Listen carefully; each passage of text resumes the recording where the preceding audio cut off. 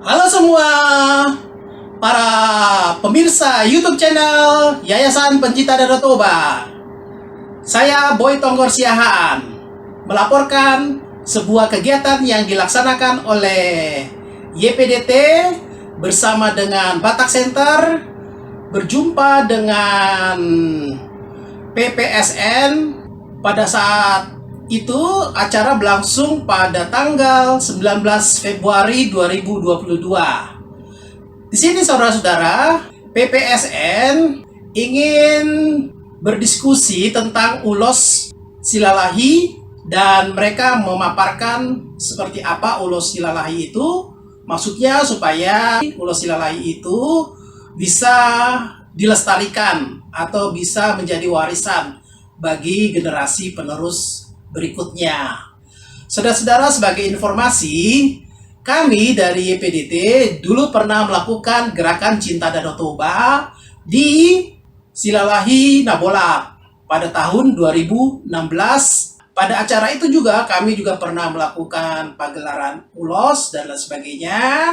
Dan saat ini PPSN berharap ulos ini bisa dipublikasikan dengan luas kepada masyarakat Indonesia dan juga masyarakat Batak, sehingga ulos mereka ini dapat dikenal oleh generasi muda yang akan meneruskan warisan tersebut. Saudara-saudara, saya tidak berpanjang lebar lagi soal ini. Nah, mari kita saksikan video berikut ini bagaimana pertemuan kami antara PPSN, YPDT, dan Batak Center. Selamat menonton. Oras na kita sudah berparang ni sila sabungan seluruh Indonesia. Pada hari Sabtu tanggal 19 Februari 2022, kami siapa parang ni sila sabungan naik menyatakan bahwa khusus dari tubuh ni sila lain Nabolak Nala Patul Hasan Ima Tariwat Ulus tading-tadingan ni opung raja sila sabungan. Jadi beradaan na Johani mas na ison Ima lay cep sejabat lay merdongan sigaling sebagai pemerhati ulus ni sila sabungan. Sebelah kiri kon mertua Pitu Batu, mertua raja Pitu Batu, natong itu busia lain Nabolak. Tongdo na tuai sebagai pertonon ulus. Na sebelah kiri Karmula Situkir tong na tubuh tong isi lain Nabolak. Tongdo sebagai peparan yopu sila sabungan si nomor 2. Saat manusia tu Bapak Lola Situkir do Tangi Boru si Parmata tongdo peparan yopi siapa peparan nomor 2 peparan ni Tukir Raja na tubuh tong disilalai Nabolak. Ya, tadi saya lihat di depan ini Pak, banyak sekali ulos-ulos. Ini benar ya, ulos dari peparan silai sabungan ya? Ya. Bisakah Pak CF mungkin menjelaskan lebih jelas tentang masing-masing ulos ini Pak? Silakan Pak. Secara umum saat ini yang sudah ditemukan ulos silai sabungan itu ada sekitar 15. 15 ya. Jadi pertama sekali ada Gobar, ada 3 Gobar, ada Jungjung. Yang merah itu ya, Jungjung. Merah. Oke. Iya. Kemudian Sapoborna, terus Sitoro Pragi. Di sana ada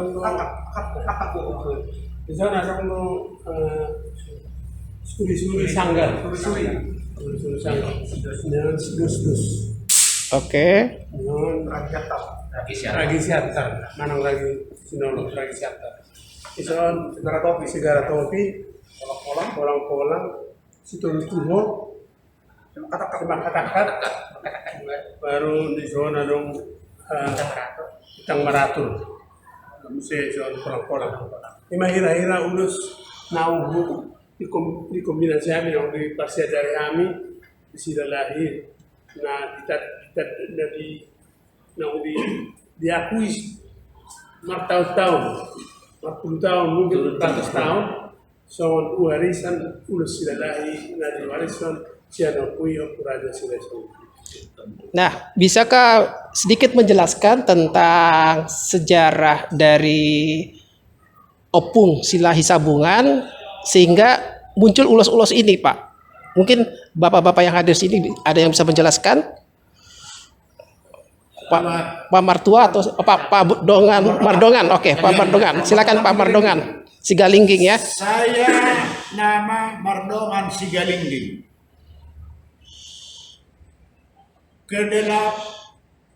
Keturunan ke-8 di Silalahi. Opung kami Boru Silalahi. Iya. Opung saya juga Partonon. Ibu saya juga Partonon. Penenun. Iya. Menenun Kudus. Jadi sejarahnya Opung kami datang ke Silalahi. Ada hutannya, ada tanonya, hutan Silalahi. Ada hutannya, Tombak Opung Raja Silai Sabungan. Ada adatnya, adat Silalahi. Ada godangnya, godang Silalahi. Ada bahasana, hata Silalahi. Ada ulusnya, ulus Silalahi. Ulus ini kami anggap warisan pusaka yang harus ditumbuh kembangkan, dilestarikan oleh peparannya Silai Sabungan dimanapun berada, tetap mencintai ulus ini.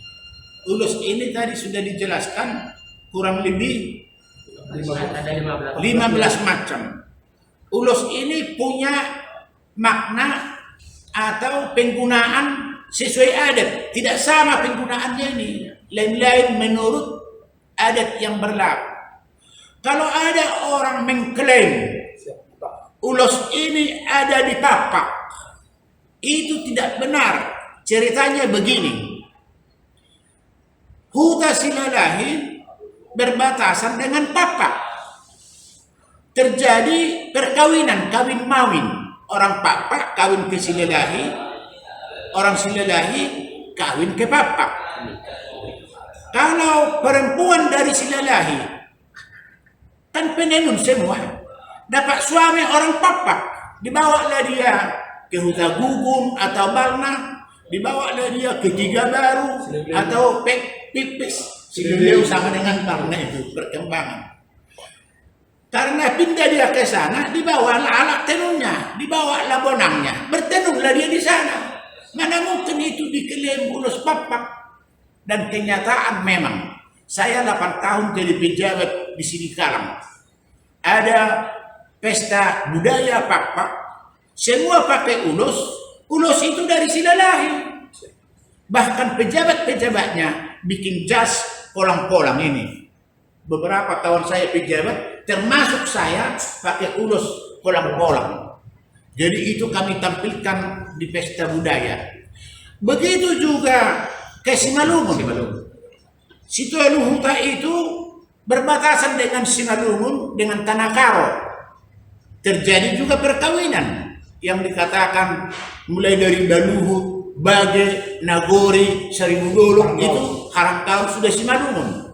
Kalau laki-laki dari Simalungun kawin ke Silalahi, penenun juga istrinya, dibawa dia ke kampung laki-laki, menenun juga dia di Simalungun. Jadi tidak boleh dikatakan itu ulus Simalungun, karena asal muasalnya ulus ini pinuka, warisan, pusaka, Opung Raja Silai Sabungan. Oke. Terima kasih. Kalau begitu, ini kan perlu didaftarkan lah ya Pak ya. Mungkin dari punguan pomparan keturunan dari Silai Sabungan berembuk bersama-sama untuk mencatatkan ini secara legalitas. Apakah ada rencana ke arah sana? Mengenai pendaftaran ulus ini ada perubahan. Tahun 2015 saya sudah siapkan daftar buklet ya, buku ulus Silalahi. Jadi ada berbagai macam ulas kami berikan gambar di sini dan penjelasan. Dan inilah yang kami anggap ulas Silalahi. Iya, iya. Nah, waktu itu saya mau mendaftarkan ini menjadi warisan budaya Silalahi, Iya. warisan budaya Puraja Silai Sabungan ke Pemda Dairi, Iya. yaitu Dikbud. Itu berdasarkan penjelasan dari waktu itu direktur di Kemhumkam. Kemhumham. Pak Lubis. Iya. Tapi ternyata tahun 2019 ini oleh Kumham juga disebut wajib didaftarkan kepada Direktorat Kumham sebagai Hak intelektual ya? indikasi geografis. Oh, dikasih geografis. Jadi yang merupakan bagian dari hak intelektual. Iya, iya. Nah, jadi agak rumit. Iya, agak rumit ya. Setelah dipelajari bahwa untuk mendaftarkan sesuatu barang terkait dengan hak indikasi geografis Iya. harus memenuhi syarat di mana semua alat bahan baku yang ada di dalam urus ini harus hasil setempat. Oke. Jadi ini saya kira kesulitan. Kesulitannya di situ ya. Kesulitannya di situ karena benang ini jelas bukan dari Toba, Iya. bukan dari Silalahi, bukan dari tapi diimpor. Bahkan ada yang diimpor dari India, ada dari Jiangsu, energi macam-macam. Nah, jadi menurut saya agak sulit mendaftarkan sebagai hak indikasi geografis. Tapi yang kami akan coba adalah koordinasi dengan Pemda Dairi agar walaupun bukan haki, tapi ulus ini akan terdaftar sebagai hak warisan budaya Silai Sabungan di Pemda Dairi. Oke. Kira-kira begitu. Terus saya dengar-dengar sepertinya ulos yang dari keturunan Silai Sabungan ini sudah terdaftar di bukunya Sandra Nielsen. Benarkah itu, Pak? Ada. Boleh diperlihatkan kepada kami? Sebentar ya. Iya. Ya, sebentar. Oke, buka lagi. Ya. Di halaman sekian. Di dalam Iya, di halaman berapa? 111. 135 ya. Dr. Sandra Nielsen tahun 1992 ini. 92. Itu 92 kayaknya. Oh, 2009. 2009. Oh, udah cetakan Bahwa sekian ya. beliau ini meneliti ulas sejak tahun 83 di Toba. Oke. Nah, beberapa kali dia berkunjung ke Silalahi dan dia menemukan bagaimana spesifiknya ulas Silalahi sehingga dia membahas khusus dalam satu bab di dalam bukunya Oke. Legasi Tekstil.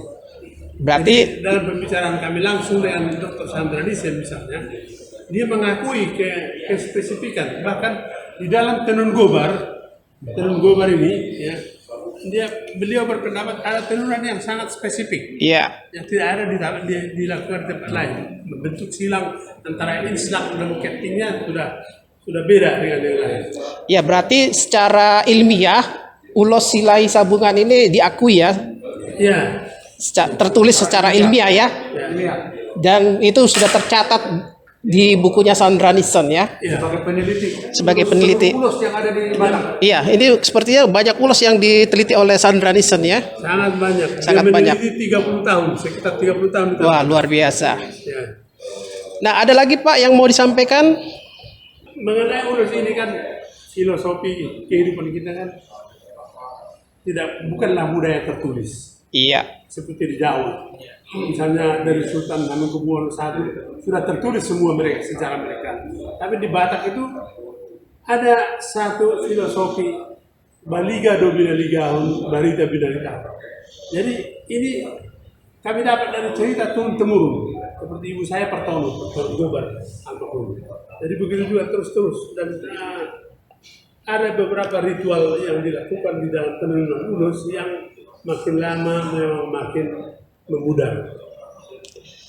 Bagaimana dengan para penenun di Silalahi? Apakah masih ada Pak penenun di sana? Masih banyak. Masih banyak ya. Kalau Sandra Nielsen menyatakan ulus Silalahi atau Sitoluhuta, ada sedikit perubahan bahwa sejak beliau meneliti pertama di Tongjeng Jadi Sitoluta itu Silalahi, Paropo, Tonggeng. Nah, di Tonggeng ini tidak ada lagi sama sekali penduduk. Oke.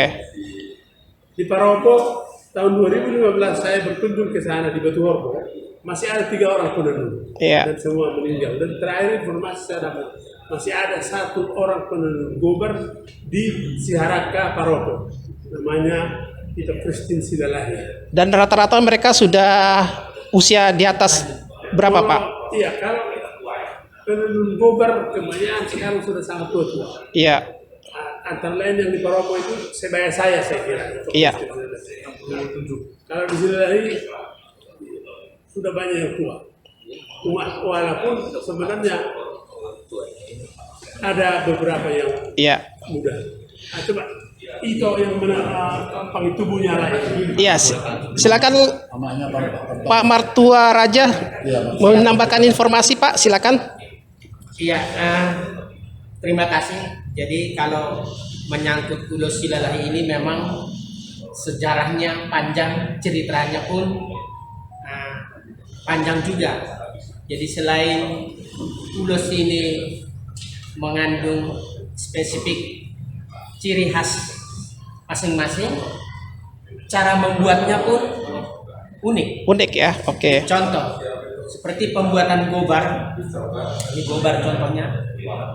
Gobar ini salah satu ulus yang paling khas dari Silalahi. Kami keturunan Poparan Oku Raja Silalahi Sabungan sangat berkepentingan untuk melestarikan, dan lebih dari itu jangan sampai diklaim oleh pihak lain. Oke. Bahwa ini bukan ulus Silalahi, tapi ini jelas ulus peninggalan Raja Silalahi Sabungan dari opung kami. Seperti saya mengulang yang dikatakan oleh tulang saya, CF sejabat dengan Amang Guru Sigalingging tadi. Raja Silalahi Sabungan ini datang dari Balige ke Silalahi. Dia mempunyai prinsip-prinsip ketika dia meninggalkan saudaranya di Balige. Jadi dia datang ke Silalahi, dia bertekad harus membentuk budaya sendiri, membuat ulos sendiri, membuat seni budaya atau godang sendiri. Di seluruh dunia tidak ada godang Silalahi yang memiliki namanya godang Situlu-Tulu. Itu hanya ada di dalam peninggalan mereka. Jadi begitu juga situs-situsnya. Sebenarnya bagi kami penoparnya dan penduduk Silalahi asli atau yang berasal dari Silalahi, seperti yang Mang Guru bilang tadi dengan tulang, beliau-beliau ini mulai dari opung kami, mereka sudah lebih dari 8 generasi tinggal di Silalahi. Jadi saya masih ingat waktu pesta Bulahan Amak, pesta Luhutan Bulun yang setiap tahun dilaksanakan di Silalahi Nabula. Pesta Luhutan Bulun tahun 2006, di dalam undangan kami, di dalam proposal kami sudah mensosialisasikan aneka ragam ulos Silalahi. Termasuk juga kami sosialisasikan situs-situs peninggalan Raja Silalahi Sabungan. Nah, kembali lagi pada tahun 2014. Kebetulan saya waktu itu ketua panitia umum daripada pesta tersebut. Kembali kami lagi mensosialisasikan ulos Silalahi beserta situs dan budaya-budaya lainnya. Tapi memang kami akui sebagai keturunan dari Poparan kami Raja Silalahi Sabungan, sedikit kami agak terlambat mensosialisasikan ke publik dengan menjangkau wilayah yang lebih luas. Apalagi kalau sampai mencatatkan di katakanlah di Kemenhumkam ataupun hak cipta, itu memang belum ada. Kami terlambat. Tapi itulah yang kami usahakan mulai berproses sekarang ini. Ketika ada sekelompok orang lain atau dari wilayah lain mengklaim beberapa ulos Silalahi dikatakan adalah ulos dari wilayah mereka seperti Semalungu, Itu tidak benar. Contoh, tadi sudah dijelaskan Amang Boru Sigalingging dengan tulang sejabat. Silalahi ini sebenarnya perbatasan antara, geografisnya ya, antara Tapanuli Utara dengan Kabupaten Simalungun dengan Pakpak. Ya. Sehingga kalau ketiga wilayah ini saling bertukar budaya atau saling mengunjungi atau saling berasimilasi lewat perkawinan, itu pastilah terjadi penyebaran ulus ini ada di mana-mana, termasuk di daerah Simalungun. Kembali saya menceritakan spesifik ulus Gobar ini.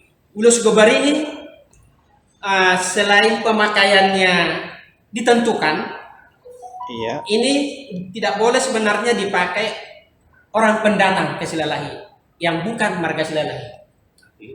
Tapi ini dikhususkan dipakai keturunan Oku Raja Silalahi Sabungan pada garis anak. Katakanlah itu patrilineal ya. Kalau dia keturunan dari Boru, itu ditentukan juga ulusnya.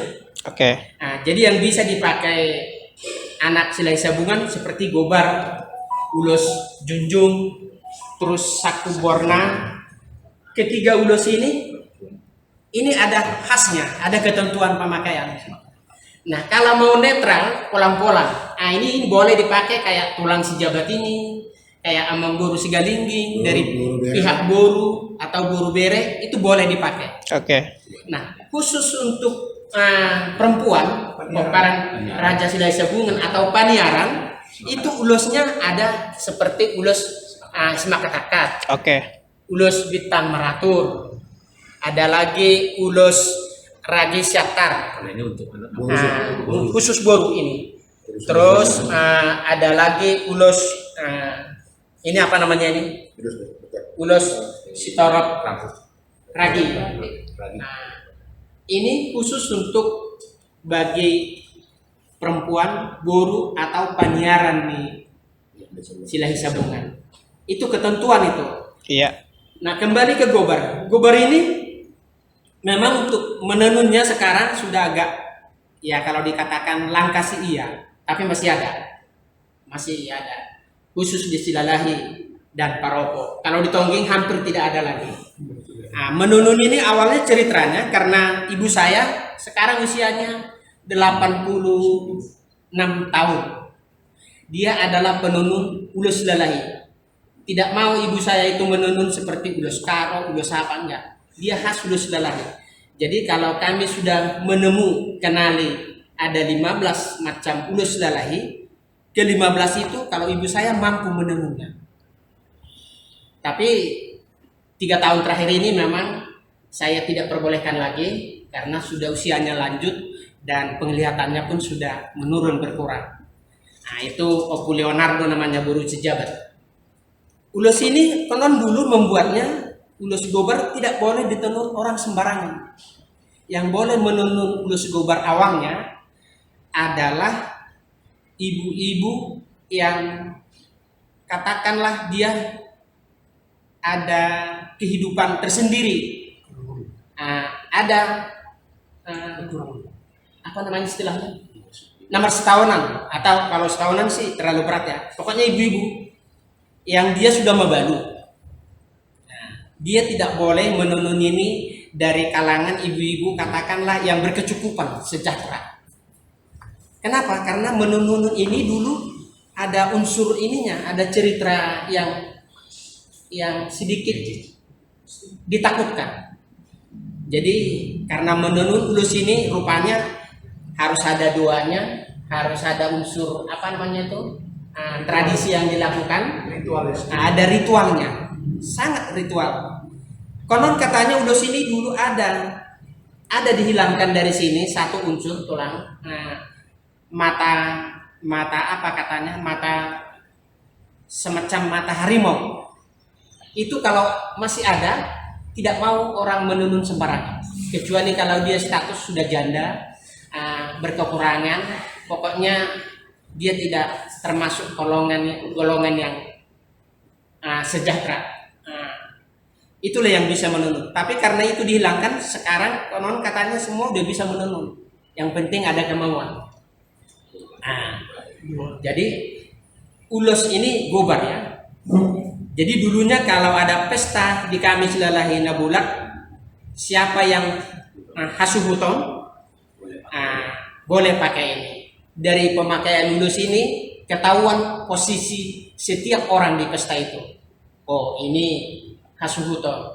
Oh, ini marga Silai Sabungan. Oh, ini borunya. Langsung ketahuan dari budaya itu. Nah, ulos junjung ini, nah ini pemakaiannya juga tersendiri. Jadi kalau di Silalahi Nabulak dulu pernah sering dilakukan pada zaman orang tua kami dulu kegiatan-kegiatan ritual seperti Mamak Penghorbo, pagabi tahun, apa itu namanya istilahnya orang? Mertua oma-oma. Terus melihat situasi Silalahi aman atau tidak, karena di sana ada guru tahun. Nah, guru tahun itu kalau sudah dihadirkan dengan segala kelengkapan yang ada di situ, dia memakai ulus junjung. Dipakai ulus junjung. Dan guru tahun ini tidak boleh berkomunikasi ke semua masyarakat yang hadir di situ. Dia hanya boleh berkomunikasi lewat satu si baso. Nah, spesifik. Si baso inilah nanti menerjemahkan bahasanya guru tahun apa yang akan terjadi di Silalahi Nabulak, ancaman apa kira-kira kemungkinan datang dan sebagainya. Jadi itu sarananya ada ulus di situ. Itulah saking tinggi budayanya. Walaupun sekarang ini memang sudah hampir jarang dilakukan. Jadi yang kami lakukan terus-menerus adalah pesta tahunan Bulahan Amak Duhutan Bunun Peparan Raja Silai Sabungan di Silalahi Nabulak. Itu sudah 38 tahun atau hampir 40. Marga Batak yang melakukan Ya, satu-satunya marga Batak di muka bumi ini yang melakukan pesta itu setiap tahun adalah Peparan Raja Silai Sabungan. Jadi kami sudah mendapat apa tuh dari museum nasional, bukan museum nasional, Muri di dalam pelaksanaan pesta tersebut sudah mendapat pengakuan itu. Jadi karena kami ada 8 marga Peparan Raja Silai Sabungan disebut dengan Siwalu Turpuk, itu masing-masing marga atau turpuk melakukan secara bergilir setiap tahun. Oke. Ini ulus sakubor, bukan ulus junjung. Salah satu lagi ciri khas ulus junjung, kalau dulu anaknya raja kawin ke borunya raja, jadi kalau mau mengunjungi pihak perburu, dulu belum ada seperti sekarang pakai catering ya. Nasi dibalut pakai adok namanya, terus harus dibungkus pakai ini. Kalau dibungkus pakai ulus junjung, orang sudah bisa mengetahui, oh itu yang kawin itu adalah keturunannya raja. Keturunan raja anaknya atau peparannya Raja Silai Sabungan. Ini ulus junjung namanya. Oke. Nah, jadi ulus sakuborna juga begitu. Ulus sakuborna ini dihidupkan kembali, termasuk juga menenun awal mengulang kembali ibu saya, Oku Leonardo Borus Jabat, sebelum tahun 2006. Karena ada salah satu contoh dari Paroko ditemukan di Kampung Paroko itu, siapa tuh? Pitu Batu. Ya. Nah, iya Pitu Batu. Iya. Kepala Desa Batu Warbo, dia ada ulus sakubornan begini, tapi sudah buruk sekali. Nah, dia datang ke berenya. Berenya ini mama saya. Bere masih bisa nggak menunun ini? Oh, memang dulu ulus mertua saya ada begini. Tapi sekarang nggak tahu di mana lagi. Kalau masih jelas motifnya, saya bisa tulang katanya. Diulanglah itu kembali. Mulai dari situ muncullah ulus sakuborna. Sebenarnya pada sebelum itu ulus Sakoborna sudah punah sebenarnya. Sudah hampir punah. Tinggal hanya satu contohnya, itu pun contoh itu di Paroko oleh mantan kepala desa Paroko, itu dibalut untuk membalut semacam apa itu lak-lak peninggalan dari opung kami. Jadi dengan demikian mungkin tidak pernah dipakai, tidak ini, sehingga masih ada. Untunglah itu masih ada. Jadi sekarang bisa diteruskan. Nah, kalau ada seperti ulus apa namanya untuk dipakai Oputa Boru, ulus bukan ulus apa ya? Kan itu diabilkan itu. Nah, kalau sidos-sidos bisa laki-laki, bisa perempuan. Tapi kalau paniaran nih Raja Peparan nih Raja Silai Sabungan adalah blank saya, nanti saya ulang lagi. Nah, kalau ini apa namanya ini? Ulus Bintang Meratur. Ulus Bintang Meratur ini juga tidak sembarangan ini. Disilalahi, masih konon kita persilalahi zaman dulu belum menganut agama. Boleh disebut masih parmalim. Ulus ini diserahkan ke seseorang ketika orang itu menginginkan, dalam arti dilihat dari suratan tangannya apa, supaya gurumu ini nanti sejahtera, terus hasea, jadi guru yang bisa dibanggakan. Serahkanlah satu ulusnya, ulus Bintang Meratur. Itu sampai sekarang masih ada. Jadi adik-adik saya, ibu saya, itu ditenun mamat saya, masing-masing ini ulus Bintang Meratur diserahkan pakai acara apa tuh namanya? DK nitat diritualkan gitulah. Tapi tidak semua guru Silalahi menginginkan ulus Bintang Meratur. Ada juga keinginannya ulus Ragi Siaptar. Ada juga disampaikan semak katakan. Nah, kira-kira begitu. Jadi rupanya mereka bisa baca, oh ini kalau saya lihat dari auranya, ini harus memiliki ulus semak katakan. Oh, ini harus memiliki ulus Bintang Meratur. Kira-kira begitu. Iya. Tapi Bintang Meratur ini sedikit spesifiknya beda dengan ini. Kalau ini tidak tawar-tawar, perempuan yang punya ini, boru, paniaran, begitu juga dengan semak ketangkat. Tapi kalau ini laki-laki pun bisa. Jadi saya dari orang tua saya dapat ulus Bintang Meratur begini. Disampaikan sebelum saya dulu berkeluarga. Ini amang ulus Bintang Meratur.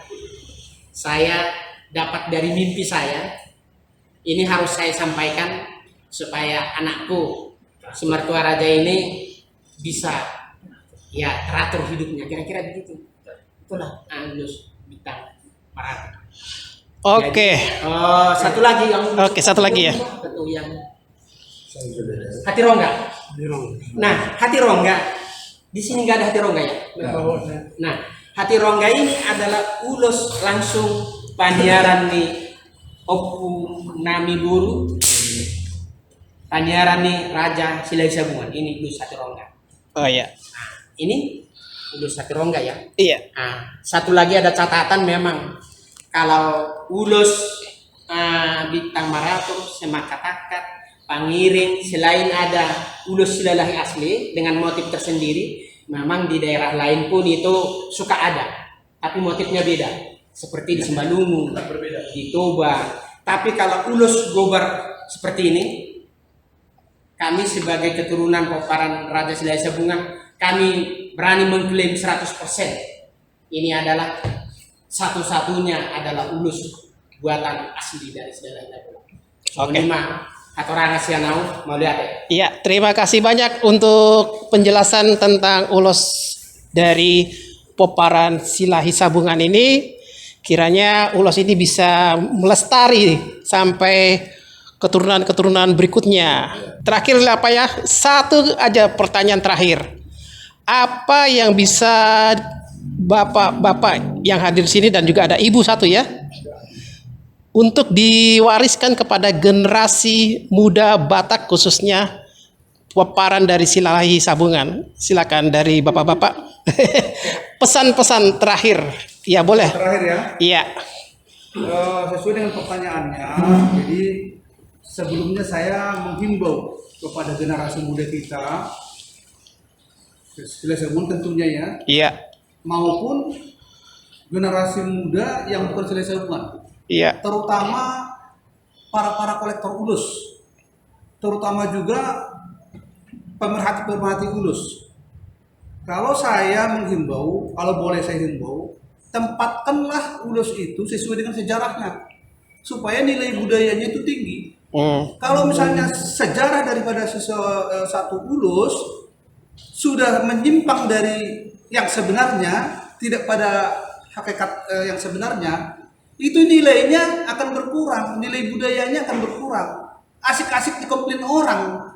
Jadi tolong ditelusuri bahwa ulus itu sebenarnya sejarah seperti apa dan hak milik siapa secara budaya. Itulah yang menurut saya harus kita tekankan kepada generasi muda Silai Sabungan maupun non Silai Sabungan dan pegiat-pegiat ulus, kolektor ulus.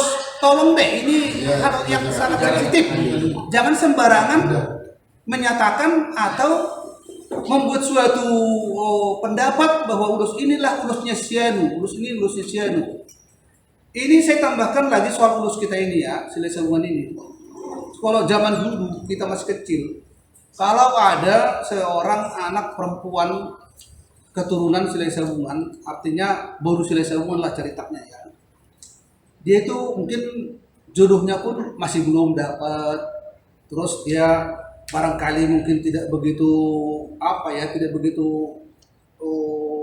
berpikirnya juga tidak begitu cakap gitulah istilahnya.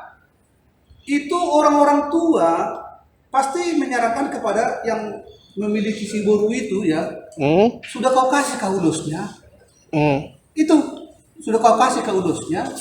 Jadi kami itu kalau ada sesuatu misalnya atau seseorang boru atau anak perempuan yang nampaknya nasibnya seperti terkatung-katung dalam hal jodoh, dalam hal pekerjaan, itu pasti disarankan orang-orang tua kepada orang tuanya, kau kasihlah ulusnya. Iya. Nah, itulah khasnya Silalahi yang menjadi bukti bagi Silalahi Nabulak, Silalahi Sabungan, bahwa ulus-ulus ini adalah memang peninggalan pusaka yang dimiliki oleh Silai Sabungan. Nah, seperti tadi dijelaskan, yang dikasih ulus itu kepada boru bisa raga siantar, bisa betang meratur, bisa sama katakan. Ya. Itu yang ada di tempat kami. Saya kira demikian. Terima kasih. Oke, terima kasih banyak Bapak-bapak, Ibu yang sudah hadir di YouTube kita. Kiranya ini bisa menjadi bahan kajian bagi generasi muda Batak ke depan supaya ini dilestarikan lebih lanjut. Dari saya Boy Tonggor Siahaan, sampai jumpa. Horas. Oke.